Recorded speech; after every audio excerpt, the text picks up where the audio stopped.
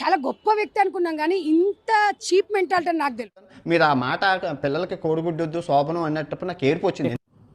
Retired అయిపోండి. నేనేమంటానంటే retired అయిపోండి, దరిద్రం వదిలిపోతుంది. ఏం జరిగింది, ఏం జరుగుతోంది, ఏం జరగబోతోంది చూడండి. మధ్యాహ్న భోజనం ముఖ్యమైనది, చదువు మిధ్యాహ్నం అయిపోయింది. చదువు ఆవిడకి అక్కర్లా. ఏమిటి గురుగారు విలన్లా మాట్లాడుతున్నారు? అవును విలన్నేరా. అసలు పిల్లలకి భోజనం పెట్టడం ఏంటంటే వాళ్ళ భోజనాలు వాళ్ళు తెచ్చుకోవలేదు, మానేమానండి. వాడు అడగకుండా మీరు ఎందుకండి సలహా ఇవ్వడం? అడగకుండా ఇచ్చేదాన్నే సలహా అంటారు, కెలుక్కుంటే వచ్చేదాన్నే వాసన అంటారు. భోజనంలో గుడ్డెట్టారా, గడిది గుడ్డెట్టారా? అన్నం తినేవాడు కోడిగుడ్డు పెట్టడం ఏంటంటే బుద్ధి ఉందా లేదా? నోరుంది కానీ ఇష్టం వచ్చేట్టు వాకూడదంటే రావు గారు. అంటే పిల్లలకు భోజనం పెట్టి పుస్తకాలు ఇచ్చి యూనిఫార్మ్ ఇచ్చి ఇన్ని ఇస్తే వాడు చదువుతాడా? శోభనం పెళ్లి కొడుకు కూడా మంచమే కూర్చుంటుందా? అని చాలా దుర్మార్గమైన కామెంట్, అది కరెక్ట్ కాదు. కొడుకుడు కోసం వస్తావు నువ్వు. ఈ గుడ్లు లెక్క రాయాలి మాస్టర్లు, వాళ్ళ కర్మ కాలిపోయి. నీకు రాను రాను నోరు ఎక్కువైపోతుందిరా, కంట్రోల్ చేసుకో. ఓకేరా బాబు, ఈ రోజు నుంచి నోరెప్పను అసలు. మీరు నోరు అదుపులో పెట్టుకోకుండా రోజు పేదవారి మీద పాపం అండి. ఇంకా మీకు జీవితంలో తలనొప్పిని పోయే కాలంలో ప్రశాంతం లేకుండా పై నోరు మూసుకుని ఉండకుండా నా కింద నేనే మంట పెట్టుకున్నాను. వింటున్నారు కదా అని చెప్పి నువ్వు ఏది సొల్లు చెప్తే అది వింటున్నారు కదా అని చెప్పి ఏది పెడితే అది వస్తావా?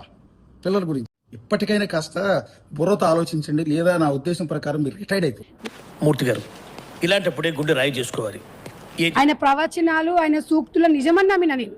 కానీ ఈ దళిద్రుడు వాడు చెప్పడం వరకే గాని ఆచరించడంలో జీరో అనేది అర్థమైంది. నీత నికృష్టుడు, అష్ట దరిద్రుడు. అదృష్టం వచ్చి సెకండ్ ఇచ్చే లోపల దరిద్రం వచ్చి మీకు లిప్ కిస్ పెట్టేసి వెళ్ళిపోయింది సార్. మరి అన్నదానము గవర్నమెంట్ స్కూల్ పిల్లలకు అన్నం పెడితే నీకేం నొప్పి లేసిందిరా అని ఎందుకు నీ విష ప్రయోగం నా మీద ప్రయోగించగలరా? ఏం మాట్లాడుతున్నావు? ఒంటి మీద సోయిండే మాట్లాడుతున్నావా? నీ గుండు మీద గుడ్డు బగలాడతారు ఇవాళ. చిన్న పిల్లల్ని శోభనం పెళ్లి కొడుకులు అంటావా?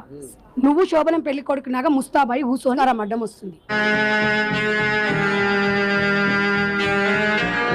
నువ్వు కొంచెమన్నా ఏమన్నా నీకు ఇంగిత జ్ఞానం ఉందా?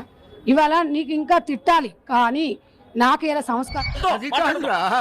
నాకు వచ్చే కోపానికి వయసు కూడా చూడకుండా మర్యాద లేకుండా మాట్లాడతాను తర్వాత.